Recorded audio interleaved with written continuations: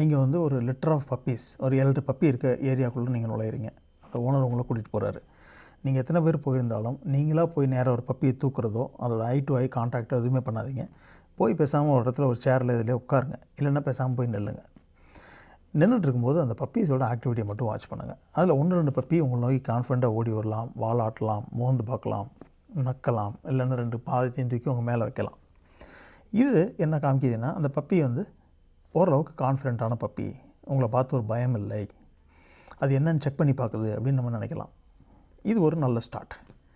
2வது இருக்கிற பப்பீஸ் உடனே வராது, என்னன்னு வேடிக்கை பார்க்கும். கொஞ்ச நேரம் கழித்து உங்கள்கிட்ட வர்றதுக்கும் வாய்ப்பு இருக்குது, இல்லைன்னா வராமல் அங்கேயே இருக்கும், வேறு எதுவும் குலைக்காது, எதுவும் பண்ணாது. நீங்கள் ஒரு ஸ்டெப் இன்னும் கொஞ்சம் நேரம் கழித்து க்ளோஸாக போனாலும் உங்களை விட்டு ஓடி போகாது. இப்படி சுற்றி வரலாம், இல்லைன்னா பக்கத்தில் உட்காரலாம். இந்த மாதிரி இருக்க பப்பீஸ் இது 2மே நீங்கள் கன்சிடர் பண்ணலாம். 3வது 4வது 2 கேட்டகரி இருக்குது.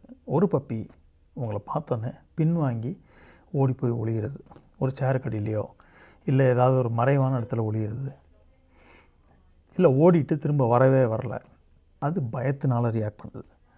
அந்த மாதிரி பப்பீஸ் எல்லாத்துக்குமே சரியாக வராது. எஸ்பெஷலி ஃபஸ்ட் டைம் பெட் ஓனர்ஸுக்கு. ஒரு பெட்டாக மட்டும் வீட்டில் குழந்தைகள் பெரியவங்க இருக்கிற வீட்டில் அது எதனால் பயப்படுதுன்னு உங்களுக்கு தெரியாது. அதனால் பயப்படுற பப்பி அக்ரெசிவாக சடனாக கூட மாறலாம். இந்த மாதிரி பப்பீஸை first time pet owners avoid பண்ணிடுங்க. இதில் 4வது ஒரு கேட்டகரி இருக்குது.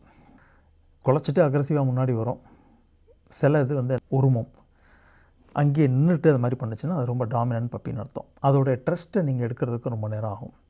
அதுக்கு ரொம்ப கான்ஃபிடென்ட்டான ஓனர் வேணும்.